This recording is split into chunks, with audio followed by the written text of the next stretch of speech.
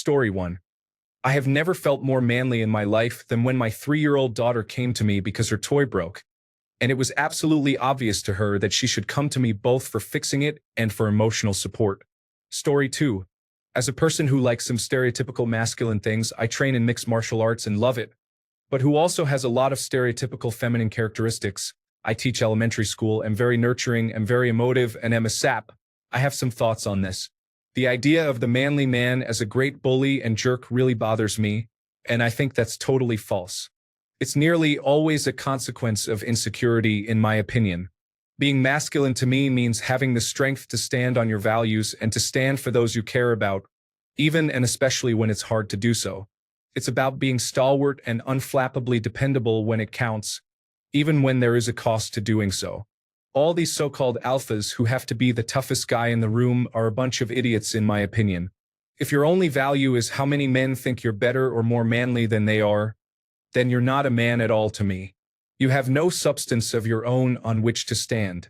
In summary, masculinity is the ability to stand for what's right and those who can't stand for themselves, and to put yourself on the line for those things. It has little to do with the ability to bully others. Thank you for the reward, fellow Redditor. Story 3. When my 18-month-old grandson runs to me crying, "Gampy, Gampy," I whisk him into my arms and hold him close while he lies his head on my chest and puts his arms around me. I choke up just thinking of it. Story 4. I do not think you can give specific examples. Just encouraging men to be okay with themselves instead of chasing this ideal image of a man. It is okay if you want to dance, little homie. Some of the greatest dancers of all time were men that looked just like you. Story 5.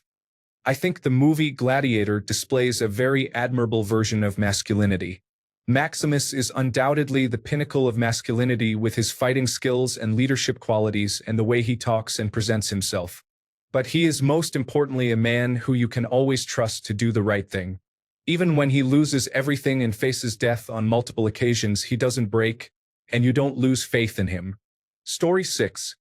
Actions that show confidence, thoughtfulness, and kindness. A masculine man should understand and accept himself, be the master of his emotions. Since he has mastered himself, he has nothing to prove and is free to extend kindness to others. Story 7. Being a good person. Being honest.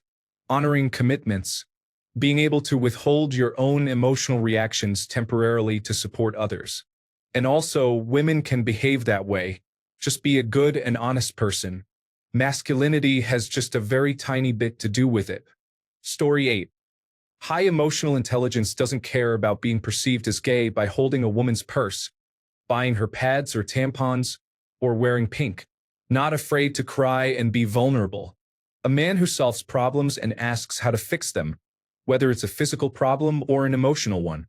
He listens and learns. He doesn't get defensive when issues are brought to him. Story 9. Honestly, the older I get, the more convinced I am that masculinity and femininity have more to do with biology than any subjective values. Being a good, kind human is something I find most healthy in both men and women. Story 10. I follow the Rogers principle of manliness. The two manliest men that you should emulate are Steve Rogers, also known as Captain America, and Fred Rogers, also known as Mr. Rogers. If neither of them would do something, you shouldn't either. Make racist comments? No. Punch a Nazi? Yes. Steal something? No. Be emotionally vulnerable? Yes. It's that simple. Story 11. Maybe this is controversial and will get criticized as being too progressive, but I don't think it's healthy to divide actions and personality traits into masculine and feminine. Obviously, some ways of doing it are better than others, but I don't think there's any reason to believe either gender needs to predominate in any domain. Men can be nurturing and caring and empathetic. Women can fix things and be playful and fun. None of this should be seen as people stepping out of their gender roles because the roles just shouldn't be there. Story 12. A group of teenage boys were in line ahead of me the other night buying personal lubricant. One of them had acquired a very large slide from a playground refitted to be safer, and they were soliciting advice from others on how to get the best value for their slippery dollar with the lubricant. Being confident enough to ask strangers for advice, that's my example. Story 13. I eat the end of the bread because nobody wants it. I sleep on the floor when the hotel doesn't have the accommodations we thought they had, so my kid gets a bed. I do the chores nobody wants to do. I put money in my retirement plan and investments instead of having a cool car. To me, I am the most masculine when I do the things my family needs or wants. Also, crying about it or showcasing all you do for people or complaining about it is the opposite of masculine. Story 14, Mr. Rogers, Steve Irwin, Bob Ross, Pedro Pascal, Jimmy Carter. Men who use mind and body to make the world better, to help those who need it with no expectation in return, who see other races, genders, ages, etc., as equals and who work to be better every day. Story 15. There is something about these questions I distrust, particularly when they are accompanied by the message, both implicit and explicit, that masculinity itself is something to be controlled and subdued. The message that invariably prevails in the top comments of these posts is that masculinity, in its natural state, is flawed or something to be contained, if not eradicated, and replaced by docility and passivity. The question everyone needs to ask, however, is not how masculinity can be healthier, but why this topic remains so heavily debated while its accompanying messages to men about what healthy masculinity is are so aggressively pushed. Story 16. Encouraging others, being emotionally available, taking responsibility for your actions, standing up for what's right, and showing kindness without expecting anything in return. Story 17. These threads are always interesting. I'd bet a lot of people here are pro-feminism and anti-patriarchy and anti-gender roles when asked directly. But when asked about healthy masculinity, we get answers in line with patriarchy and gender roles. Just seen an interesting observation. Story 18. Men who like masculine hobbies genuinely because they enjoy them. My husband likes hunting, trucks, building, and disassembling guns just because he does. And he's proudly bisexual and enjoys feminine things like sewing as well. Story 19. I think the classical idea of masculinity and being a man was based on the ability to use their natural strength and testosterone to increase the chances of their tribe's or family's survival. Being able to fight, being aggressive in suitable situations, lifting heavy things, running fast, protecting your family from enemies, and hunting effectively. We live in a society today in the West that requires different things. We have organizations, infrastructure, and systems designed to reduce danger and provide solutions that historically required more independent male leaders to accomplish. It also depends on whether you live in a rural or more urban area of the West. I think the issue here is one of confusion. It is less important to ask what it means to be a good man and more important to ask what it means to be a good person. To be a good person can be applied anywhere in the world at any time effectively, and then we don't concern ourselves with the practical details. Story 20. The poem If by Rudyard Kipling. If you can keep your head when all about you are losing theirs and blaming it on you, if you can trust yourself when all men doubt you, but make allowance for their doubting too, if you can wait and not be tired by waiting, or being lied about, don't deal in lies, or being hated, don't give way to hating, and yet don't look too good, nor talk too wise.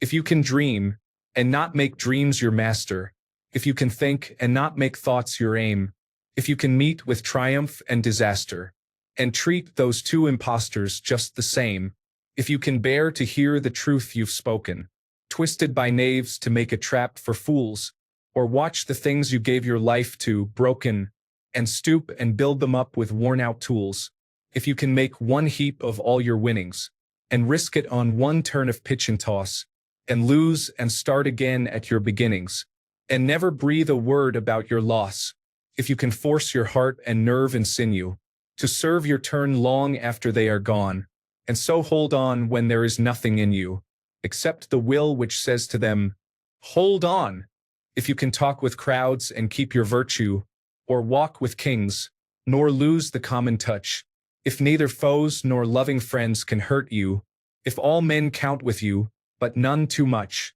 if you can fill the unforgiving minute with 60 seconds worth of distance run, yours is the earth and everything that's in it, and which is more, you'll be a man, my son. Story 21. I feel protective of absolute strangers. I don't even consider if they need protection. If I see someone struggling, I immediately want to help. That isn't to say I do, but it is instinctual for me to help anybody, not even just people, for no other reason than I'm pretty sure I can. Is that masculine? I know what makes me feel masculine, but it differs from person to person. Story 22. My husband is a blue-collar man, a machine shop welder who grew up on a farm. He is about as masculine as they come in all the traditional ways. However, he also shifted his work schedule to accommodate taking our kids to school or childcare every morning so that he can spend more time with them and my day can go more smoothly. Paints our daughter's nails every weekend, but also takes her to the shop when she wants to join him and his friends while they work on their project cars. Hugs and kisses our son and tells him how much he loves him even though he rarely got that from his dad growing up. Takes pride in protecting and providing for our family, but also paid my way through graduate school and has supported me in every step of my career. Treats my younger sisters as his own and has been their first call, after our dad, when they need help for the past 15 years. Shares the mental load in all ways. Story 23. I was vacationing with my family in Maine, and we traveled to a popular beach with a big playground. I dropped my family off, parked at a parking lot about a mile away, and then ran over to the park. As soon as I arrived, I saw panicking parents. A young girl, 3 years old, had been stung by a bee, and her mom was screaming that she had forgotten her epinephrine auto-injector in her car. I asked her where her car was, and she told me where she parked, which I recognized as the same one I had just come back from. I had my wife call emergency services, asked for the woman's car keys and license plate, make, and model. She couldn't remember in the moment, but my wife got it out of her over the next minute and sent it in a text. I'm an avid runner. I took her keys and sprinted back to the parking lot, found the car, found the bag in the front seat, and ran back. I set my personal record for a mile, broke the record on the way, and again on the way back, and got the girl her epinephrine pen. Paramedics arrived a few minutes later. Nothing makes you feel like a man more than saving a child's life thanks to years of training that you didn't have to do. Story 24. Being a gentleman, not in the creepy way, but in the just being nice to everyone way. Helping people push their broken down car off the middle of the road as an example. Story 25. When you break down toxic behaviors, it comes from an unwillingness or inability to be authentic at some point between the thought in your head and the movement of your body. Story 26. Masculinity is providing for and protecting the ones you love. Masculinity means serving your community or your country. It is sacrificing, enduring hardship, and showing up for others around you, especially your family. Masculinity is honoring and loving your wife. Masculinity is being present for your children and raising them to be self-sufficient, well-rounded, successful human beings that treat others with decency. Masculinity is having tight bonds, brotherhood with other men, and those relationships exist for support but also to keep each other accountable. Masculinity means having enough discipline to defer gratification for long-term goals. Masculinity means protecting those who are weaker than you, lifting others up, and leading from action and self-reflection. Story 27. Being capable of extreme violence and then not doing that. For example, trained martial artists who know they can destroy some kid acting tough but instead focus on de-escalation until force is the only option, then stopping when the threat is crying on the floor. Story 28. Being physically strong while having a gentle touch. Anyone can be strong, assuming they do not have a disability preventing it. It takes effort and confidence to be strong and have a delicate touch, though. Story 29. Someone who performs the role of a loving father makes sure everyone is safe, does his share of chores around the house, and has what they need to live a comfortable life. Story 30. My husband is very fluid. He doesn't care about what people think of him when he's dancing or dressing up, like in costumes. He once gave a drag queen a lap dance and cooks, just comfortable in his skin. If you can be comfortable in your skin, not worry about what people think, and just have fun while also being a man, it is very sexy and very masculine, in my opinion. Story 31.